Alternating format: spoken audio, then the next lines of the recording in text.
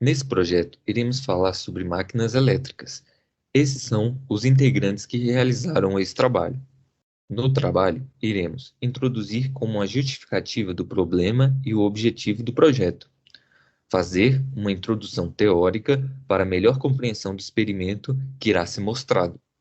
Mostraremos o experimento feito. Analisaremos o resultado do experimento por meio de desenhos esquemáticos. Faremos uma conclusão com as discussões feitas em grupo e, por último, as referências utilizadas no trabalho. Esse trabalho tem como objetivo o estudo da força magnética e da indução eletromagnética, bem como a aplicação de seus efeitos no cotidiano. Os objetivos são compreender a montagem e funcionamento do motor de corrente contínua e de máquinas elétricas em geral, entender os motivos que levam uma partícula carregada se movendo no espaço sob a ação de um campo magnético a sofrer influência de uma força, diferentemente se estivesse sob a ação de um campo elétrico. Explorar as influências que a força magnética tem sobre um condutor conduzindo uma corrente, assim como entender o torque do momento magnético. Compreender o fenômeno da indução magnética e seus desdobramentos práticos. Equacionar as leis de Faraday e Lenz e entender sua importância. Demonstrar os fundamentos e componentes de um gerador elétrico. E, além disso, estudar a indução eletromagnética em campos não homogêneos. Aqui temos os tópicos mais importantes a respeito da força magnética sobre as cargas em movimento. Esses tópicos serão importantes para nos guiar nos experimentos práticos. Entre eles temos: o campo magnético exerce uma força F sobre qualquer outra corrente ou carga que se mova no interior do campo B. O módulo de F é proporcional ao módulo da carga Q. O módulo de F também é proporcional ao módulo ou intensidade do campo. A força magnética depende da velocidade da partícula. Esse comportamento é bastante diferente da força do campo elétrico, que é sempre a mesma, independentemente de a carga estar em repouso ou em movimento. Uma partícula carregada em repouso não sofre a ação de forças magnéticas. A força magnética F não possui a mesma direção do campo magnético B, mas, em vez disso, atua sempre em uma direção simultaneamente perpendicular à direção de B e à direção da velocidade v da partícula. O módulo de F é proporcional ao componente de velocidade v perpendicular ao campo. Quando esse comportamento for nulo, quando v e b forem paralelos ou antiparalelos, a força magnética será igual a zero. A formulação sabendo que a direção de F é sempre perpendicular ao plano contendo v e b fica como mostrado no slide, em que módulo de Q é o módulo da carga e φ é o ângulo medido no sentido da rotação do vetor v para o b. Aqui estão algumas imagens que podem ilustrar o que foi dito anteriormente. Utilizando os conceitos da regra da mão direita, temos que a força magnética sobre uma partícula carregada em movimento é igual à carga da partícula vezes o vetor velocidade com um produto vetorial com o vetor magnético. Quando Q é negativo, o sentido da força F é contrário ao sentido do produto vetorial VB. Quando duas cargas de mesmo módulo e sinais opostos se deslocam no mesmo campo B com as mesmas velocidades, as forças possuem o mesmo módulo, porém com sentidos opostos. Movimento de partículas carregadas em um campo magnético. A força magnética não produz trabalho igual a zero. Logo, a força F não altera o módulo da velocidade linear da partícula. Porém, a F altera a velocidade vetorial, muda a direção da velocidade sem alterar seu módulo. Isso permanece válido mesmo se o campo magnético não é uniforme.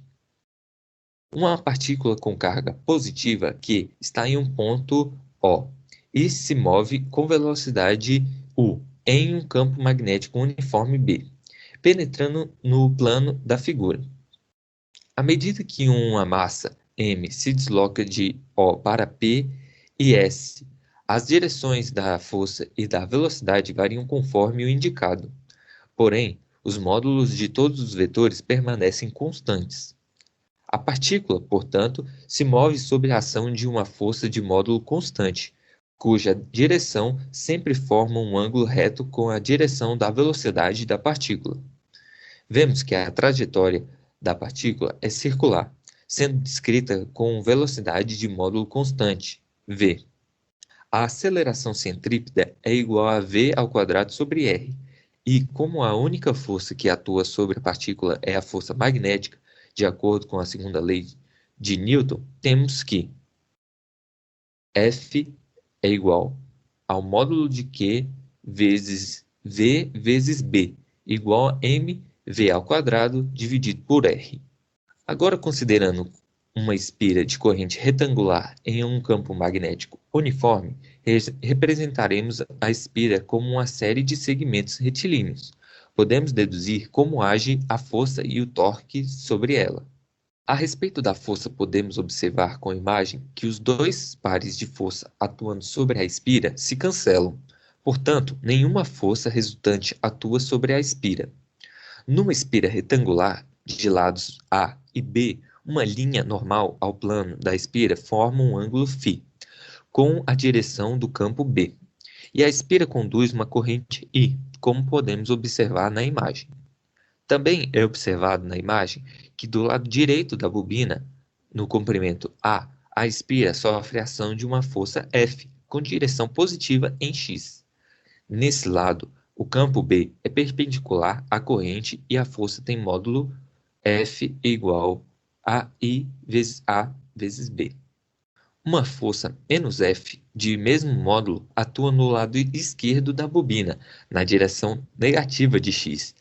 Nas arestas de comprimento B são exercidas forças de sentidos contrários, F' e menos F', e de mesmo módulo igual a I vezes B vezes Bzão vezes seno de 90 menos φ, que é igual a I vezes B vezes Bzão cosseno de φ, com linhas de ação sobre o eixo OY. Assim, fazendo com que a força sobre a espira seja igual a zero, uma vez que as forças se cancelam aos pares. Uma vez estando numa mesma linha de ação, as forças F' e menos F' produzem um torque resultante igual a zero em qualquer ponto. Contudo, tanto a força F como a menos F estão ao longo de duas linhas de ação distintas, e cada uma delas fornece um torque em torno do eixo Y. Os vetores dos torques produzidos por F e menos F atuam no sentido mais OY. Portanto, o vetor do torque resultante tal também o fará. O braço do momento para cada uma dessas forças, dado pela distância perpendicular entre a linha de ação da força e o eixo de rotação, é igual a B sobre 2 vezes seno de φ, de modo que o torque de cada uma dessas forças possui módulo FB dividido por 2 vezes seno de φ. O módulo do torque resultante é dado por tal igual a 2 vezes os F de B sobre 2 vezes seno de φ vezes IBA vezes B seno de F, sendo o produto AB igual à área da espira. Sendo assim, podemos fazer uma contração e tal seria igual a IBA seno de φ. O produto IA é conhecido como momento de polo magnético da espira μ, dado por μ igual a IA. Dessa forma, podemos escrever o torque como tal igual a μB seno de φ, e vetorialmente como tal igual a μ produto vetorial com B. Um motor de corrente contínua. Como mostrado na imagem, a parte móvel do motor é o rotor, uma extensão de fio formada por uma espira aberta e livre para girar em torno de um eixo. As extremidades do fio do rotor são ligadas a dois segmentos condutores, que formam um comutador.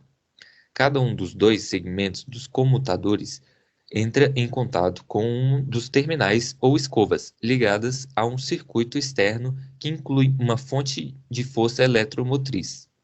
Isso produz uma corrente que entra no rotor pelo lado esquerdo, em vermelho, e sai pelo direito, em azul. Portanto, o rotor é uma espira de corrente com momento magnético μ. Um rotor está situado entre os polos opostos de um ímã permanente, de modo que existe um campo magnético B, o que exerce um torque tal igual a μ produto vetorial com B sobre o rotor. Para a orientação do rotor, indicada na figura, o torque faz o rotor girar em sentido anti-horário, o que alinhará μ com B. Na imagem mostrada nesse slide, o rotor girou 90 graus, a partir de sua origem na imagem A.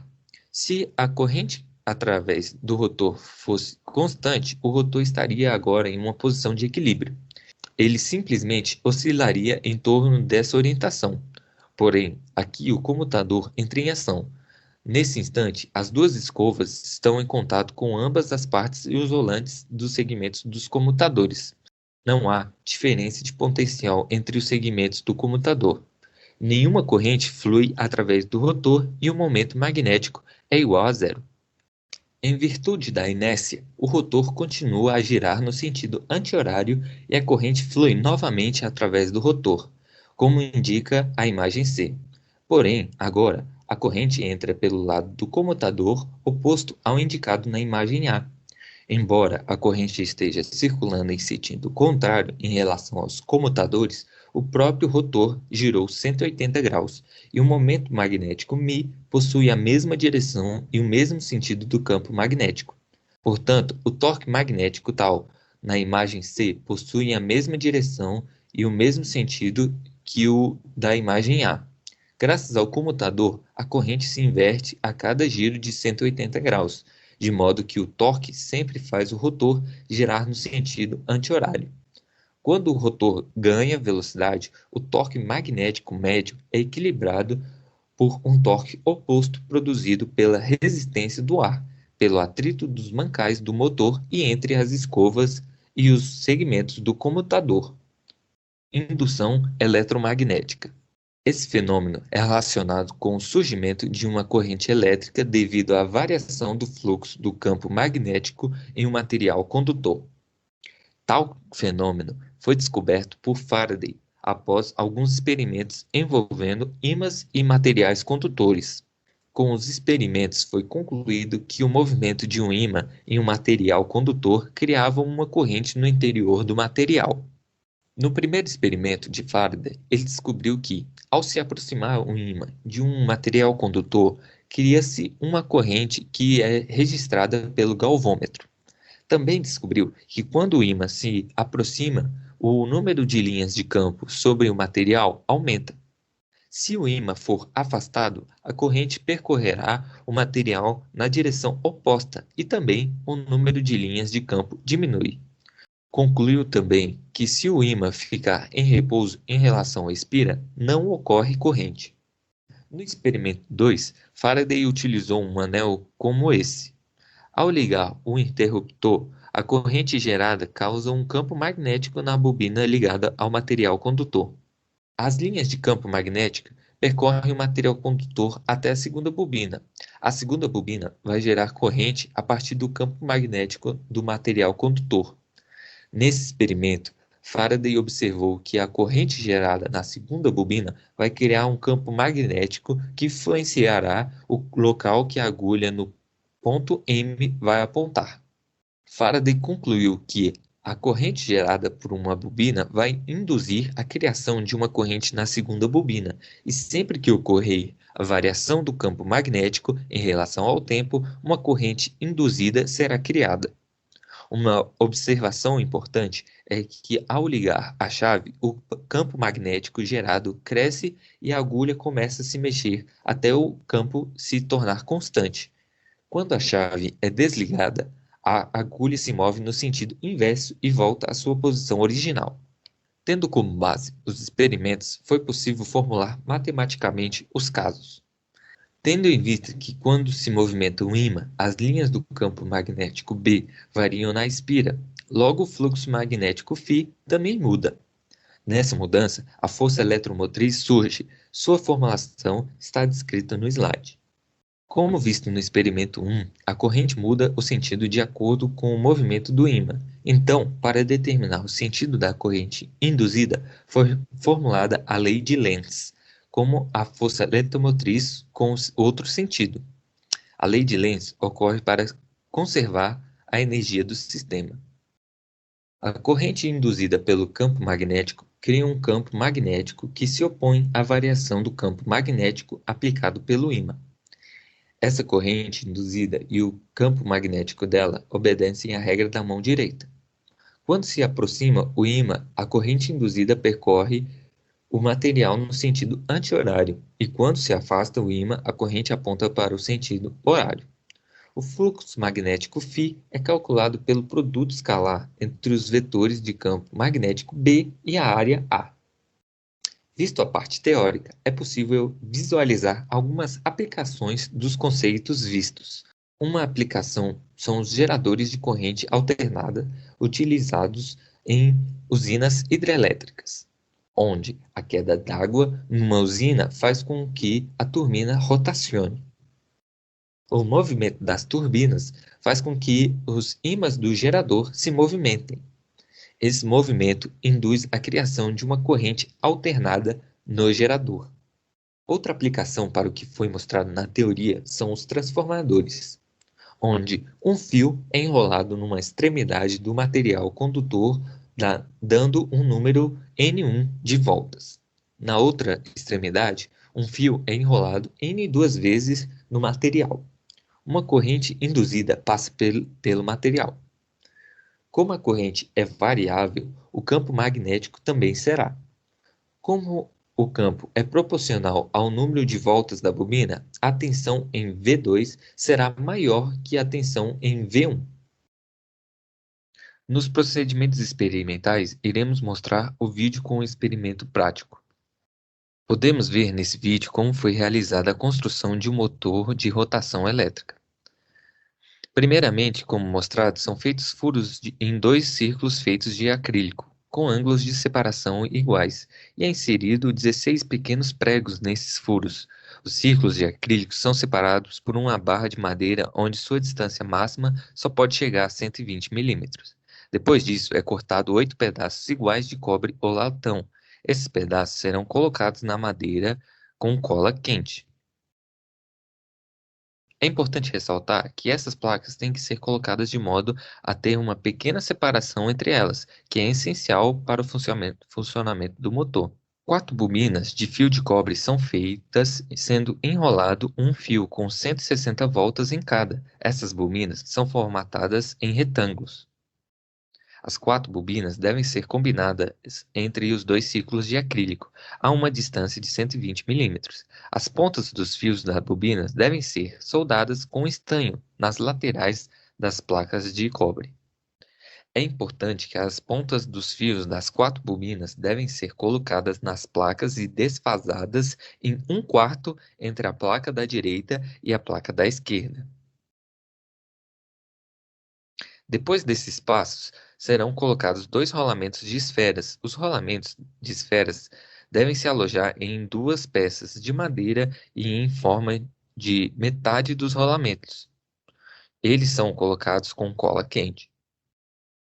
Depois é colocado 2 ímãs de alto-falante de tamanho médio. É importante que não se use ímãs de neodímio. São usados também 2 lápis de grande espessura e 2 baterias alcalinas de 9 volts. 2 cabos de fio de cobre com terminais preto sendo negativo e o vermelho sendo positivo.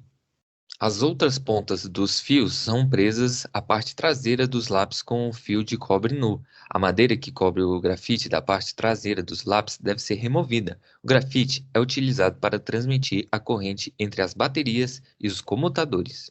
Aqui está sendo mostrado o funcionamento do motor depois da construção. Será feita uma análise mais detalhada com desenhos esquemáticos, demonstrando teoricamente o funcionamento do motor. Podemos perceber que as bobinas de cobre estão ligadas de maneira contrária nos comutadores, sendo uma ligada na placa superior e outra na placa inferior do comutador, como está explícito na imagem. Ao posicionar os grafites na placa superior e na placa inferior dos comutadores, como mostrado na imagem, é formado um circuito elétrico em que a corrente sai do polo positivo do lápis com o fio vermelho, passa pela bobina, como indicado na figura, e sai pelo polo negativo, como representado pelo fio preto. É importante ressaltar que, como os comutadores possuem placas separadas, só irá passar corrente em uma bobina por vez. Os dois ímãs de alto-falantes de tamanho médio criam um campo magnético na direção vertical explicitada. Utilizando a regra da mão esquerda de Fleming, deve-se posicionar o dedo indicador apontando na direção de B do campo magnético, o do meio na direção da corrente e o polegar irá indicar a direção da força magnética. Tendo essa regra em mente, podemos utilizá-la para encontrar as forças magnéticas que agem sobre cada segmento da bobina, sendo que não há forças agindo sobre os segmentos verticais, pois eles estão na mesma direção do campo magnético B. As forças geradas utilizando-se da regra são demonstradas em azul na imagem, onde uma delas sai e a outra entra. Essas forças em direções opostas produzem um torque, que gera uma rotação. Ao girar o motor, o grafite irá encostar na próxima placa do comutador, que está conectado com a próxima bobina, fazendo com que o processo se repita e o motor gire indefinidamente, até que um fenômeno externo interrompa o fechamento do circuito. Agora, iremos fazer a análise dos resultados com uma discussão em grupo. Agora vamos discutir o que foi feito em todo o trabalho e vamos começar com uma pergunta e daí vão surgindo outros questionamentos. Tem alguma pergunta? Alguém quer fazer alguma pergunta? A primeira pergunta seria o que acontece se você forçar a rotação do motor no sentido contrário, sendo que ao ligar a corrente, a tendência seja para o outro lado. Então, é isso mesmo que você falou, tipo, você gira ele no sentido contrário do que ele giraria, ele vai girar, mas, tipo assim, se você não ligar a corrente, não vai acontecer nada, ele só vai continuar girando e vai parar com o tempo, mas se você ligar a corrente, ele vai continuar girando, vai parar e vai voltar a girar no sentido correto, né? Eu acho que para girar ao contrário, né, do que o que está no vídeo, eu acho que a gente teria que trocar os polos lá, que vem do fio positivo e negativo. Se a gente trocar de lado eles ali, aí eu acho que ele consegue fazer a rotação Se contrária. permutar os grafites de lado, né? Você tá falando. Isso. Porque aí você vai mudar a direção da corrente, e aí... Mas agora, quando você já está com os grafites lá, e aí ele está girando, e aí você meio que induz externamente para que ele faça a rotação contrária, tipo com o dedo, sei lá, eu acho que depois ele vai voltar a girar normal, né? Igual a Ju falou. Pois é, eu queria saber por que que eles não param de girar, porque, tipo, por que que eles giram indeterminadamente? Alguém sabe falar? É por causa do comutador, que o comutador ele faz com que a corrente inverta o seu sentido. Não, mas E aí eu entendi o que ela falou, porque na primeira vez que ele vai girar, ele vai rotacionar a primeira vez, era para se não por exemplo, se ele desligasse a influência do campo magnético lá dos ímãs, teoricamente era para ele parar.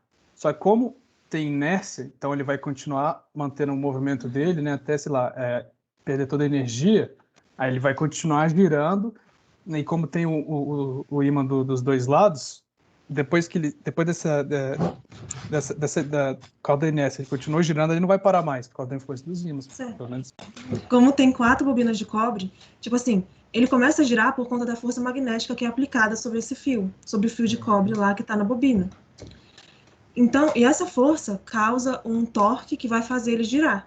E como tem, tipo assim, quando a corrente deixa de ser aplicada sobre aquela determinada bobina, a força sobre ela é zero, que nem o Thales falou. Isso. Só que como tem outras bobinas lá que vão ter a corrente aplicada passando por elas e vão ter uma força magnética resultante, vai ser tipo como se fosse um ciclo vicioso, assim, tipo, vai passar de... Uma delas vai mexer, daí vai parar de mexer, só que aí a outra já vai mexer, e aí vai rodar, e aí vai continuar assim. Só mais uma coisa. Nesse exemplo que você deu, no caso, a corrente ia passar em uma bobina de cada vez? Eu Não, acho que calma. não. Eu acho que ela vai passar em todos Ela vai ao passar mesmo em tempo, todas. porque a ponta final porque do a fio, Jo a falou ponta que... final do fio tá junto naquela parte em Não. que ele bota o grafite, tá junto, pô. Então É o que a Jo a Não, falou, corrente. que a é corrente fio uma vai de ser cada zero. vez. É uma de cada vez? Porque se você olhar no vídeo, ele tem aquele negócio de madeira, e aí as placas metálicas, elas são separadas, tipo, tem uma separaçãozinha. E ele conecta o fio de cada bobina em uma separação diferente. Ah, Então, tá, quando ele ok. coloca o fio, ela vai girar, só que aí ela só vai afetar uma bobina de cada vez, e aí quando ele terminar de afetar aquela bobina, vai parar o campo nela, vai parar a corrente nela e vai passar para outra. E é isso que faz ele girar. Porque senão ele não iria girar, porque ia ter o campo passando por todas ao mesmo tempo e não ia ter essa ação da força. Tipo, Entendi. Entendi. tipo, Porque não, quando não ele ia ter essa chega ação no dele girar campo, continuamente, entendeu? quando ele chega no campo que é gerado essa rotação, né, do torque ali. Quando ele chega no campo magnético, não é isso? Então, a rotação ela acontece porque, inicialmente, está passando uma corrente por uma bobina. E aí essa corrente, junto com o campo magnético, cria uma força magnética, que a gente até colocou lá no trabalho. Essa força, quando passa uma bobina nesse sentido, a força vai estar apontada para lá. E aí, quando ela volta, ela vai estar apontada para dentro. E aí isso vai criar o torque, que vai fazer ele girar. Se não Uhum. tivessem outras bobinas, ele ia girar até certo ponto e ia parar, porque ia Sim. entrar em equilíbrio com o sistema. Mas como tem as outras bobinas, essas outras, quando ele girar, por conta daquela divisão que eu falei, ele vai parar de afetar aquela bobina e vai começar a passar a afetar outra bobina que vai fazer essa girar. E aí, quando fosse o momento dessa parar, vai fazer a outra girar e aí vai continuar girando. Entendi. É um pouco Mas, difícil de explicar sem mas aí, imagem, Sem nós mas temos 4 bobinas, certo? Uhum. certo. Se a gente tivesse menos bobinas, qual seria o efeito? Alguém Seria vai- igual, só que eu acho que a velocidade angular seria menor, né? Pá. É, Eu também. é isso porque teria Porque eu menos. acho que as distâncias seriam maiores entre, né? Entre uma Sim. bobina que vai ir Teria ali que pelo ser ímã de e a 180 outra. graus a distância de cada bobina. Creio eu que quanto mais bobinas, mais rápido e uniforme vai ser o movimento, né? Porque aí vai ter menos tempo que ele teria para mudar de uma bobina para outra. Então, tipo, quando ele tem menos, ele vai mais devagar. Eu estava lembrando do vídeo que o professor tinha mandado, falando sobre essa parte, que é até sobre o efeito do comutador, que se eu não me engano tem uma bobina aqui e uma bobina aqui. E a placa está girando assim. E ela só continua o Sim. movimento quando está assim, 90 graus, por causa do comutador que inverte a polarização da corrente. Aí permite que continue o Sim. movimento. Isso é porque é só uma bobina no meio. Mas são Então, duas nas tipo, extremidades, na verdade. É isso, sim, são mas as tem irmãs. só uma parte que gira, né? Isso. Não tem várias, igual no vídeo se não me engano, no vídeo tinha 4. Nesse caso aí, ele teria só uma, né? Se o comutador, tipo, se tivesse apenas uma bobina, realmente iria fazer essa inversão. Só como tem mais de uma, no momento que ela ia fazer essa inversão, ela perde o contato Isso. com os... Computadores. Ela perde o contato com os computadores e aí já uma outra bobina entra em contato com eles. Então, essa bobina vai ter a mesma direção da anterior. E aí, no momento que ela ia mudar, ela perde o contato e aí acontece tudo de novo. Eu vi nos livros, na teoria, que assim, sempre tem dois polos de um ímã, ou de dois ímãs, tanto faz, só que um numa da extremidade do motor e um na outra. Só que no vídeo do experimento que o professor prestou pra gente, os dois ímãs estão colados um no outro, e só de um dos lados do motor, sacou? Aí eu queria saber o que muda de um exemplo para o outro e se teria alguma razão para ou deixar os dois juntos ou deixar separados, sacou? Tem dois ímãs, um de cada lado. esse aqui vai repelir o polo que seria o positivo, tipo assim, esse daqui é o polo positivo e esse é o negativo. Uhum. Então, tem um negócio girando aqui, esse aqui é o polo positivo. E esse daqui vai repelir esse daqui, vai fazer esse daqui girar. E esse aqui é o negativo, então vai puxar esse daqui.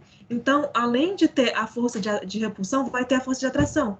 Então, ele vai fazer esse movimento mais fácil do que se fosse só esse daqui de repulsão. Entendeu? Tipo, se tem um lado repelindo e o outro atraindo, vai ser mais fácil de girar, né? Do que se tiver só um repelindo. Ele vai girar, mas talvez seja mais devagar ou menos eficiente. E aí por isso que colocaria o outro do outro lado. E por isso que funciona se você colocar só um.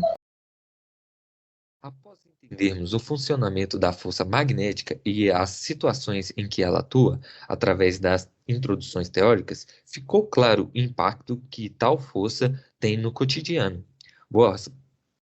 Boa parte das máquinas elétricas, talvez até a grande maioria delas, possui um motor elétrico, fundamental em seu funcionamento, que é composto por vários elementos, mas os de mais importância são o rotor, a espira ou bobina e o ímã, e são justamente suas interações que podem ser explicadas pelo fenômeno magnético abordado nesse trabalho. Dessa forma, através da análise e edição do vídeo proposto, tivemos a chance de aplicar o conhecimento teórico na prática e, por meio de uma discussão entre os integrantes, foram entendidos os seguintes aspectos.